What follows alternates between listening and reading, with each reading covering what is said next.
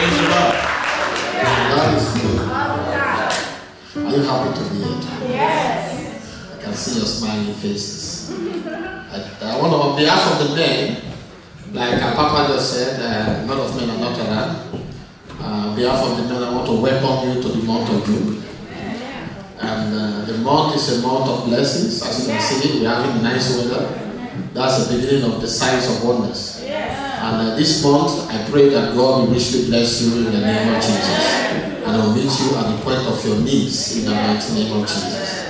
Without taking much of your time, I want to remind us that we have a theme for this year, which says greater works. And Jesus himself, in John 14, said, greater work ye shall do in my name. Greater work ye shall do in my name. And what are the works? First of all, making disciples of all nations. We are tasked with so many works that we have to do for the kingdom of God. But as Christians, before we can achieve that greater works, we need to be self-sufficient. And that is why we need the qualities of leadership. So this morning, my message to the body of Christ is, what kind of leader are you? For you to attain the greatness that Christ has permitted us by his Spirit to achieve, you must have the quality of a leader. Leadership does not mean a man. When they say leaders, men, in the Bible refers to men, but it's not always men. Men is a phrase that the Bible used to recognize leaders. People who will take charges of things, mostly the Bible call them men, but it's not always men. There are great women in the Bible that lead the nation of Israel to success, to victory, that took them out of bondage, that made a way for them when they couldn't make a way. Also men. Daniel is one of them. Moses is one of the leaders. So God was not partial. He chose men and he chose women to give leadership. So today my theme is, what kind of a leader are you? Being a man or being a woman?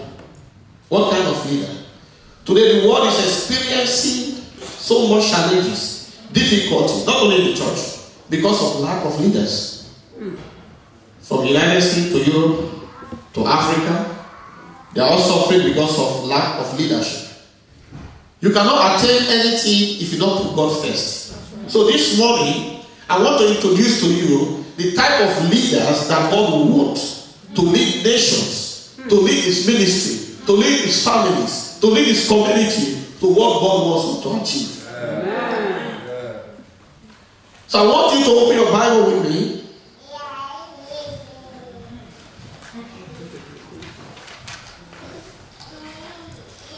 First, I want you to open to the book of Exodus 18, verses 21. Exodus 18, 21. We are all familiar with the story of Moses. I was born and he left Egypt, went to Midian to meet his uncle, get married, and was living there. And God called Moses. So I don't want to take much of time. God called Moses. And for a purpose. And why did God choose Moses? Is because of the qualities that God saw in him. If you are there, I want to read. When God asked Moses to choose people who is going to walk with him, because he wants to liberate the children of Israelites from the hand of Pharaoh. You are familiar with Pharaoh. And God gave Moses a criteria. And that is one of the things we have to look into this morning. Chapter 21 said, moreover, thou shalt provide out of all the people able men, that means men and women, such as fear God, men of truth, hating covetousness, and place such over them to be rulers of thousands. Are rulers of hundreds, are rulers of 50s, are rulers of 10s. Praise the Lord. Hallelujah. Praise Master Jesus. Hallelujah. God gave Moses an instruction, the type of people he wants to run his organization. Men that fear God. The fear of the Lord is the beginning of wisdom. So we are not afraid of God. You cannot get wisdom. Because your wisdom is ahead of you. So who is God? So first of all, when you humble yourself and choose God first, then it opens your mind and your brain and put in things that you need to do to become a good leader. Amen. That's right. You cannot be a leader with your own wisdom. No. It's not in history. Even as bad as Donald Trump, as you can say, well, in this world, he called the Pentecostal leaders, the churches to pray for him. And he asked for wisdom. Even though he still recognized that he did the wisdom of God. That is the worldly politics. That when we talk about the house of God, we need 10 times the wisdom that the worldly people demand. Because there are so much challenges in the house of God. There are so much demand of wisdom in the house of God. Because what you say or what you do will scare people away from the presence of God. You may not say, but your attitude also can say. So as a good leader, you need wisdom. You don't need people who are covetous. I'm a Christian, but yeah, very quick to twist the story. There are people who are quiet and they will listen to what you are saying. They may not react when they are afraid of you, but they will react somewhere that will be negative to the body of Christ. So as a leader, we need to ask for wisdom and be conscious of what we do with the work of God. Amen? One of the leaders in the Bible that I'm very, very used to, I love him, that is Paul. I love Paul because his teaching is both spiritual and physical. But nowadays, most of the churches are always based on spiritual. But before we go to spiritual, we have to be physical first. So the problem we face, 90% are physical, 10% are spiritual. Because when you are physically well trained in the Word of God, you can face the spirituality when it comes to you. But we are not well trained with the Word of God. People can use you and tell you all kind of fake visions and all kind of fake stories, and you become a victim. Because the Word of God is a word not in your past. He guides you. Not the story of men, but the Word of God. Amen. So I want us to go to the book of Timothy and see what Paul admonished Timothy about leadership in the house of God. If you are with your Bible, please go to 1 Timothy chapter 3, verses 1 to 10.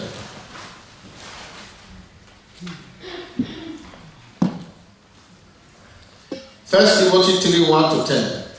Paul admonishes Timothy and how the congregation of God should be, what we should do, how do we choose leaders, who should be in places, who should be in some positions. Because when sometimes you hear somebody is being chosen to do some specific thing, we get angry. Why not me? I've been there before. I'm longer than him. I was shorter than him. What kind of excuses we have? But there's a requirement for choosing leaders. Either in the choir or in the youth or in the whatever dignity, there are requirements for choosing such people. So when you see somebody is being chosen for something, I think the body of Christ have observed and noticed that this person has met the requirement that the Bible demanded, and that is why it's been confirmed that title. So you have to be conversant with the Word of God before making physical judgment. So this morning, the Lord is telling me that leadership is a task and is a challenge in His house, and the children must understand the reason why people are being chosen to be leaders, and the leader that be chosen must understand the responsibility before them. And how to place themselves in the house of God. Amen. So I'm reading from 1 Timothy chapter 3, verses 1 to 10. If you are there with the Bible, it says, "This is a true saying. If a man desire the office of a bishop, he desired a good work. A bishop then must be blameless, the husband of one wife, vigilant, sober, of good behavior, given to hospitality, apt to teach, not given to wine, no striker, not greedy or fitting lucre, but patient, not a brawler, nor covetous, one that ruleth well his own house, having his children in subjection with all gravity. For if a man do not have to rule his own house, how shall he take care of the church of God? Not a novice, lest be lifted up with pride, he shall fall into condemnation of the devil. Moreover, he must have a good report of them which are without, lest he fall into reproach at the snare of the devil. Likewise, must the deacons be grave, not be double-tongued, not given to much wine, not greedy or filthy lucre, holding the mystery of the faith in a pure conscience. And let these also be proven. Let them use the office of a deacon, being found blameless. If you can read further, it said, even so must their wives be grave. Not only the deacons and deaconesses, must their wives be grave, not slanderer, sober, and faithful in nothing. When we talk about grave, sometimes some truth are painful. We have to say it. Yeah. You may not like it, but as my position, and God have entrusted that position to me, when I see something between two brothers and sisters or whatever, you may not like it, but I have to say it. Yeah. Because if I don't say it, I'm not fulfilling the work that God has given to me, not you. Mm-hmm. It's not about you, it's not about our friendship. It's about a task that God has given to me as a deacon or deaconess, or as a man of God. There are requirements that I have to meet, not to please you. So when some decisions are being made in the house of God that is not pleasant, please, brothers and sisters, accept it. Make the job of the leaders to be easy.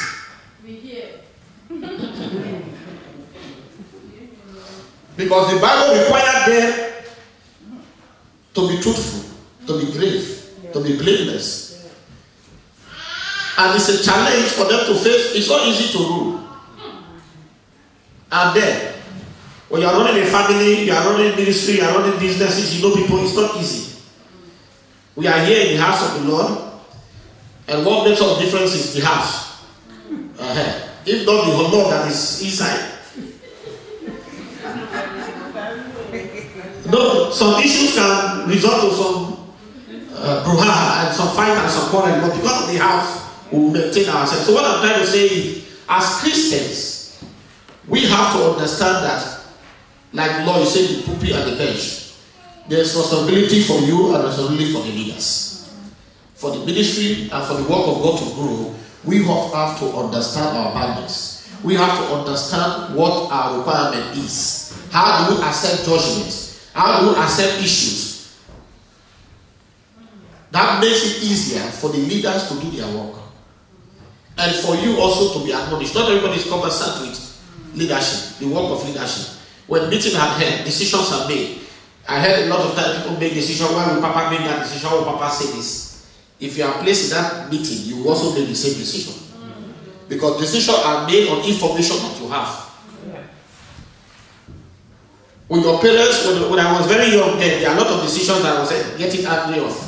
Why would they make this decision? When I became a member of the cabinet, in the family, my decisions started to like, bros, you have changed.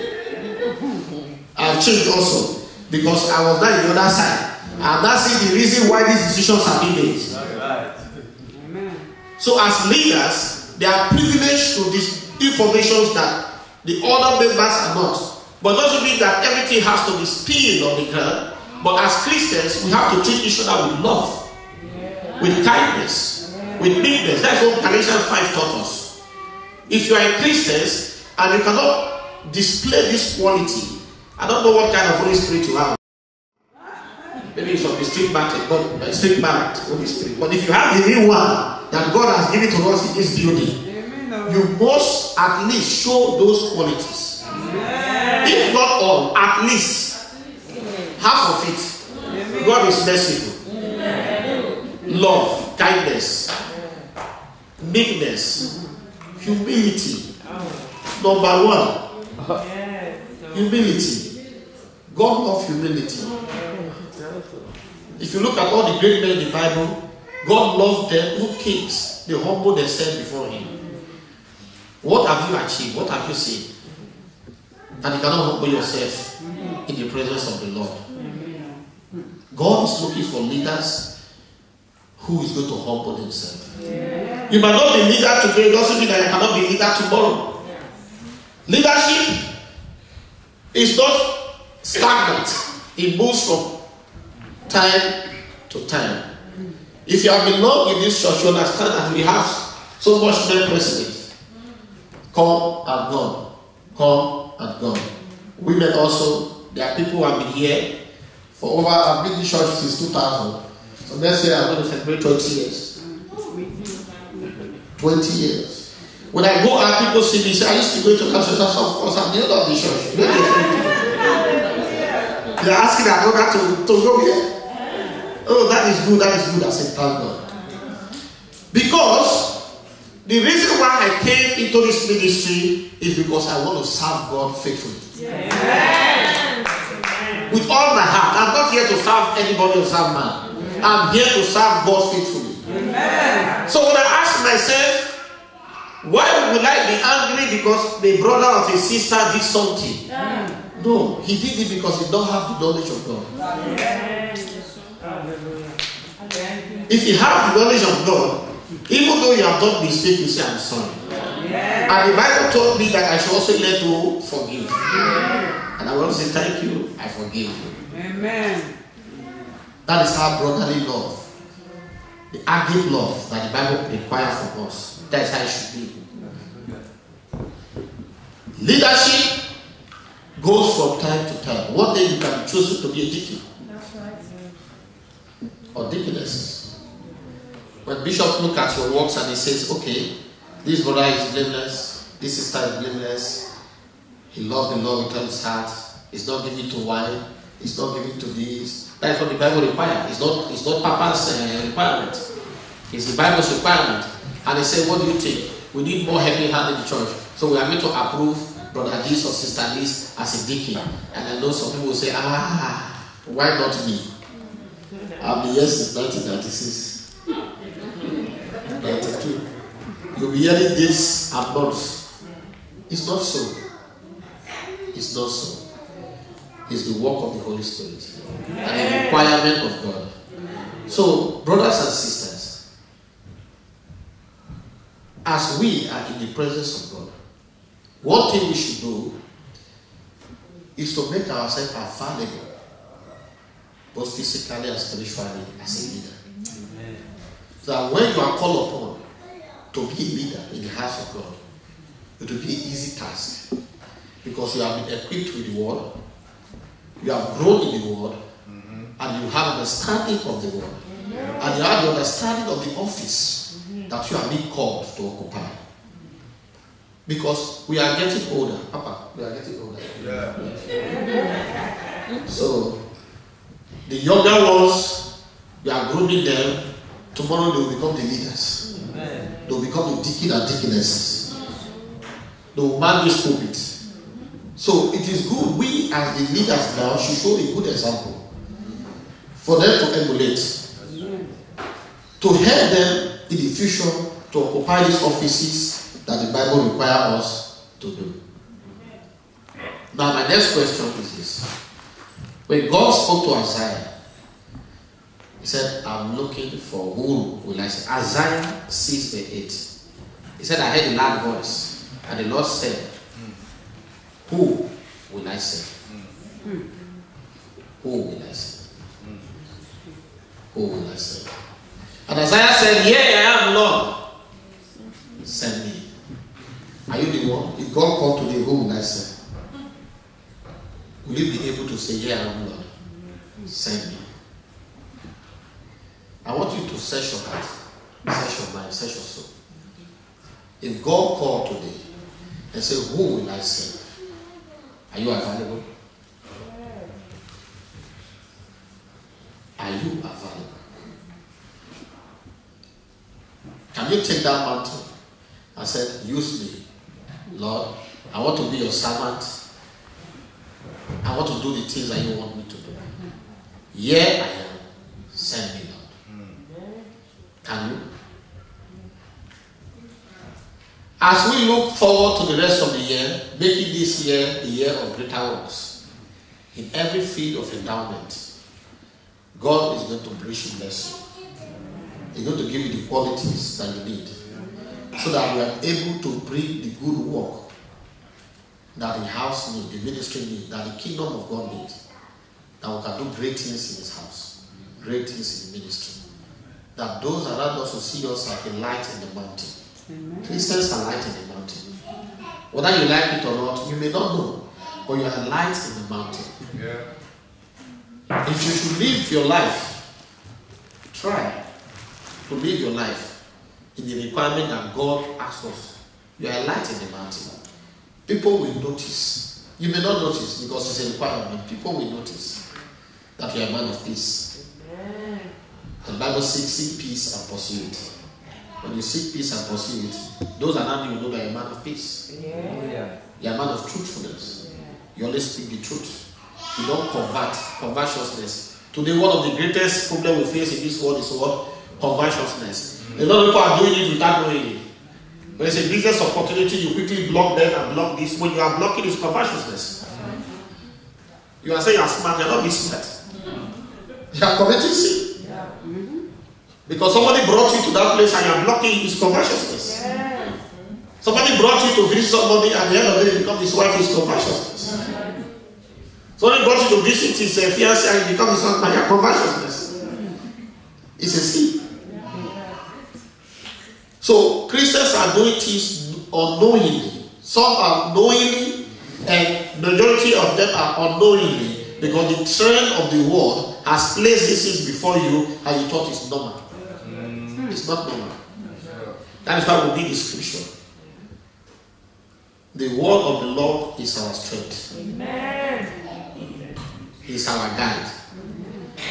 He helps us in the time we are living today. For you to be able to walk through all the devices of Satan, all the tricks of Satan, you need the word.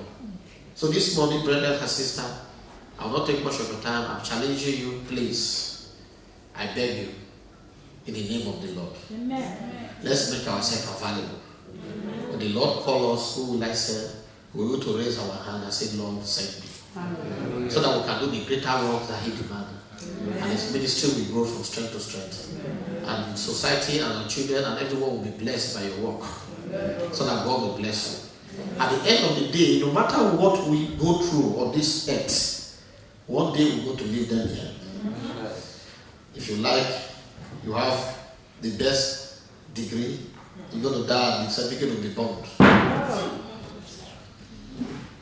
You have the best businesses. If you are not lucky, they will ruin it when you are there. In heaven, if God allows you to see the earth, you'll be crying. Yeah. The best cars. Everything is going. Brothers and sisters, everything is going. I just came back from Nigeria to bury my father-in-law. He was a great man. He's a man of peace. And what I learned is that everybody came there, was giving attributes. Oh, we're going to miss him, for he's a very just man. Because he's one of the elders in the community. It's almost 91, 92 years old. And most of the time, in Africa, when you are old, most of the cases come to your table. You have to judge wisely. If you don't judge wisely, these cases, even though you know God, you don't know God, these things will affect you too. Blameless. Truthfulness. So you have to judge wisely. And I see one of the attributes that everybody that came there will say, oh, we miss him. He's a man who always stands for the truth. No matter what, he will stand for the truth. You are wrong. Even though you are my child, you are wrong. Go and apologize. Pay back this, give back to this deed. Why? Because that is what God requires of us. Bible said after death is what? Then the book will be open. There will be no Netherlands government anymore. There will be no German government, British government, European system anymore. It's going to be the system of God then. That takes precedent over every system. Hallelujah. So as Christians, God requires us to obey this, the word, not the system. We are not going to disobey the system, but more our emphasis will be on this. How do we honor this? That is the greatest challenge of every Christian. How do you honor this?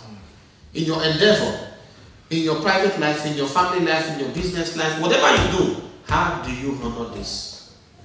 Because in the last day, this is what God is going to use. This is His constitution. Not the unwritten constitution. Those will not be accepted.